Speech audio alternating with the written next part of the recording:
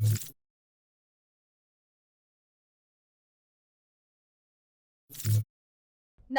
હું છું પ્રિયા અને તમે જોઈ રહ્યા છો જનતા કી જાણકારી ન્યૂઝ।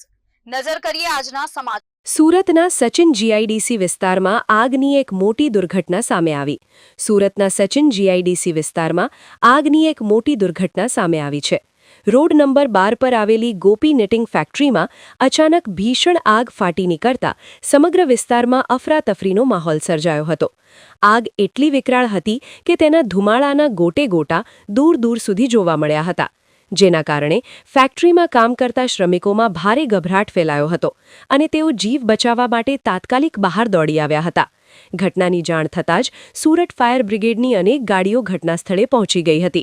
ફાયર ફાઇટરો દ્વારા સતત પાણીનો મારો ચલાવીને આગને કાબૂમાં લેવાના પ્રયાસો હાથ ધરવામાં આવ્યા છે। આગ વધુ પ્રસરીને આસપાસના અન્ય ઔદ્યોગિક એકમોને લપેટમાં ન લે તે માટે સાવચેતીના ભાગરૂપે નજીકની ફેક્ટરીઓને પણ એલર્ટ કરી દેવામાં આવી છે અને જરૂરી સલામતીના પગલાં લેવામાં આવ્યા છે। પ્રાથમિક તપાસમાં શોર્ટ સર્કિટના કારણે આ આગ લાગી હોવાનું અનુમાન લગાવવામાં આવી રહ્યું છે। સદનસીબે ફેક્ટરીમાંથી તમામ કામદારો સમયસર સુરક્ષિત બહાર નીકળી જવામાં સફળ રહ્યા હોવાથી મોટી જાનહાનિ ટળી છે।